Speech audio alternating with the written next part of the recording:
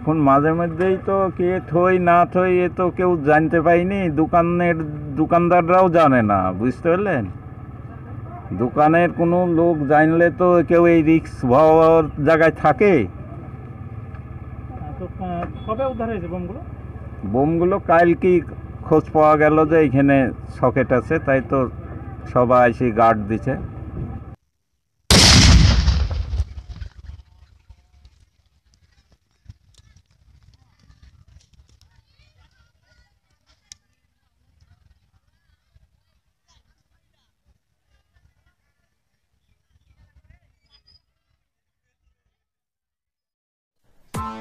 Press the bell icon on the YouTube app and never miss another update.